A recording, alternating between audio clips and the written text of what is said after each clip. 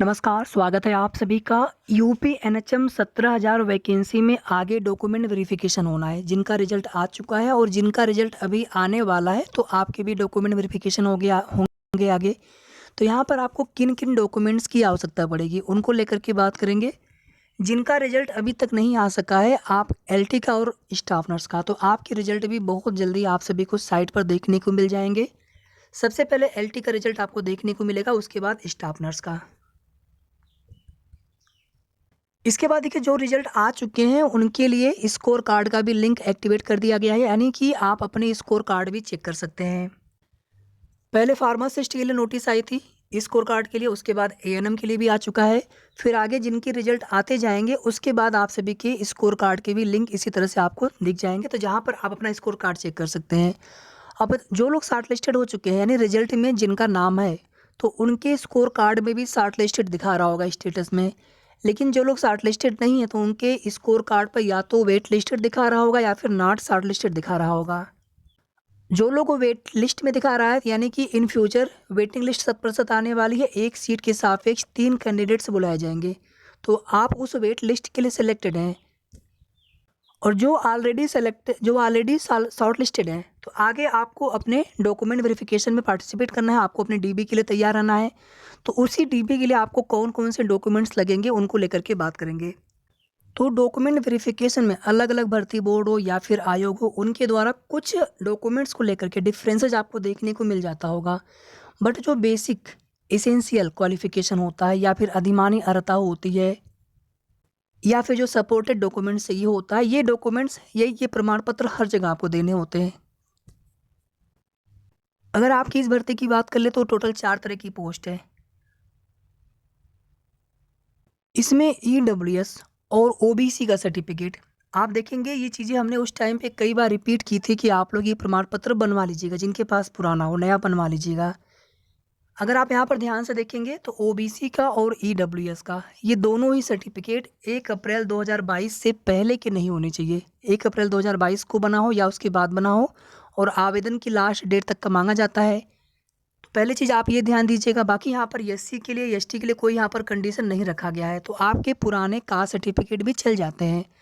But जो यहाँ पर बोला गया है, तो ये प्रमाण पत्र आपका इसी डेट या इसके बाद का होना चाहिए।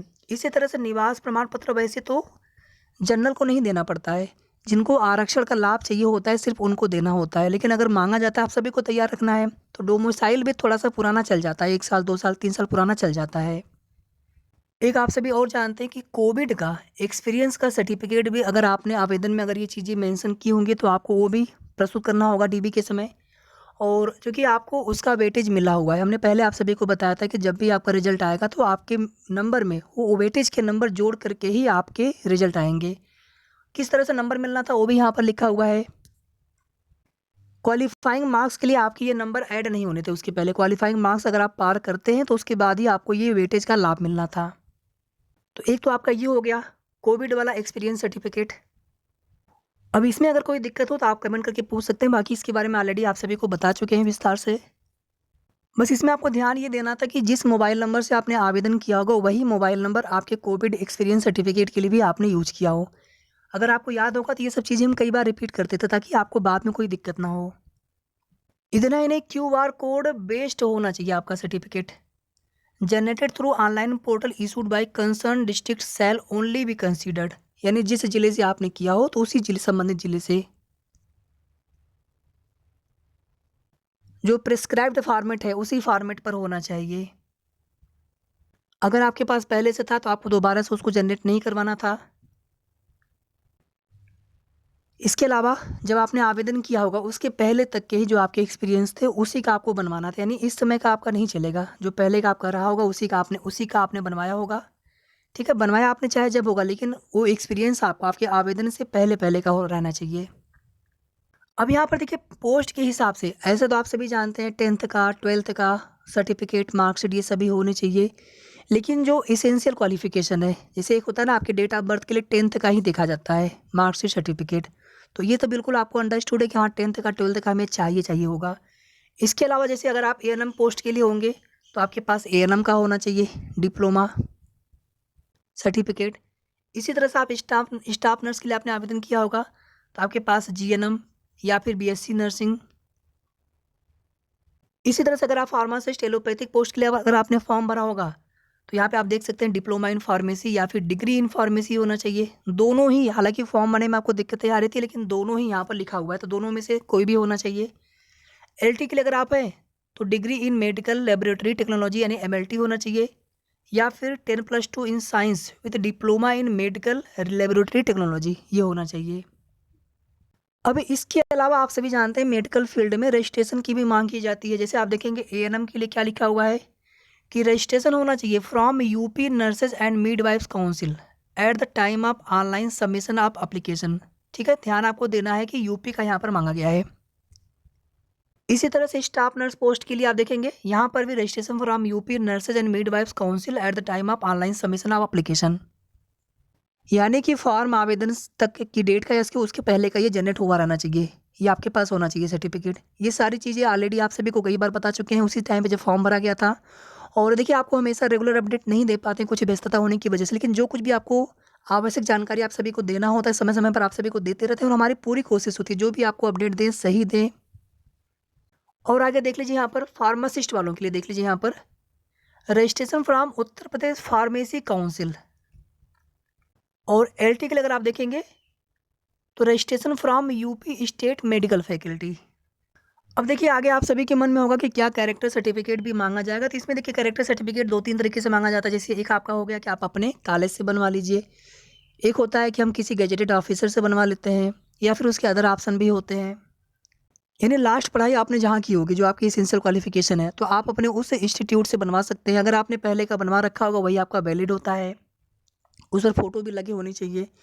अब अगर आप बनवाने जाएंगे तो मना करेंगे बनाने के लिए, तो आपके पास पहले का बना होगा ठीक, नहीं बना होगा तो आप क्या कर सकते हैं उसमें गैजेटेड ऑफिसर वाला आप बनवा सकते हैं। लेकिन ये चीज़ें आप जब डीबी के लिए नोटिस आ जाएगी उस समय भी बनवा सकते हैं, तो पहले से आप परेशान ना हो इन चीज़ों के लिए, क्योंकि इसकी वजह से किसी का सिलेक्शन नहीं रुकता है।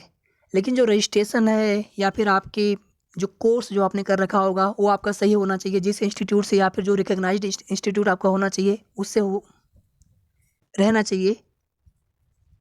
या फिर आपको रिजर्वेशन का फ़ायदा चाहिए तो आपके पास कास्ट सर्टिफिकेट या फिर ईडब्ल्यूएस होना चाहिए, डोमिसाइल होना चाहिए, वेटी चाहिए तो आपको कोविड वाला होना चाहिए। तो ये सब चीज़ें अगर नहीं रहेंगी तो आपको दिक्कत होगी। लेकिन कैरेक्टर सर्टिफिकेट की वजह से किसी का सिलेक्शन नहीं रुकता है, बट आपको ये देना पड़ता है। इसके अलावा पासपोर्ट साइज़ के फ़ोटो होते हैं, आपका आधार कार्ड हो गया। आधार कार्ड वैसे मांगा नहीं जाता है, निवास डोमिसाइल ऑलरेडी हो जाता है, बट अगर मांगा जाए तो आप उसको भी आप सभी के पास होगा, फ़ोटो आप सभी के पास होगा। जो फ़ोटो होता है उसका बैकग्राउंड थोड़ा-सा आपको हल्का लाइट रखना चाहिए, या वाइट बैकग्राउंड हो तो ज़्यादा अच्छा होता है। फॉर्मेट अगर आप देखने का कोई मतलब नहीं, ये सारी चीज़ आपको बहुत पहले देखना था जब आपको बनवाना था, ठीक है। जो आपकी लिस्ट आई हुई है, ये सवाल आप सभी के मन में हमेशा होता है कि क्या फिर से कोई लिस्ट आएगी, तो आप सभी अच्छे से जानते हैं कि एनएचएम की तरफ से एक लिस्ट जारी कर दी जाती है, फिर आगे डीबी होते, फिर आगे जिला अलॉट करके आपकी तैनाती दी जाती है। इसमें दोबारा से कोई फाइनल मेरिट लिस्ट नहीं आती है। लेकिन यहाँ पर जब तक आपके डीबी कंप्लीट नहीं हो जाते हैं तब तक आप सभी प्रोविजनली शॉर्ट लिस्टेड होते हैं, मतलब आप पूरी तरह से कन्फर्म है, आप पूरी तरह से बिल्कुल, ये कहा जाता है ना कि जब तक डीबी आपका कंप्लीट हुआ नहीं तो आप ज्वाइनिंग नहीं कर सकते हैं, लेकिन आप फाइनली सिलेक्टेड होते हैं। डीबी के लिए आपको ज़्यादा समय नहीं मिलेगा, डीबी आपकी बहुत जल्द होने की उम्मीद है, और मे भी आपका हो सकता है कि इसी महीने के लास्ट से प्रोसेस स्टार्ट हो जाए। बाकी के जो रिजल्ट आने हैं वो रिजल्ट भी आ जाएंगे, और जिनके रिजल्ट आ चुके हैं आपकी डीबी की प्रोसेस भी इसी महीने से लास्ट से स्टार्ट होने की भी उम्मीद है। बाकी जो भी जैसे भी आगे की जानकारी मिलती जाएगी आप सभी को उसकी अपडेट देते रहेंगे। वीडियो को आप सभी प्लीज़ लाइक कर दिया करें, शेयर भी आप सभी कर दिया करें, और अगर आपने अभी तक चैनल को सब्सक्राइब ना किया हो तो सब्सक्राइब कर लीजिएगा। धन्यवाद।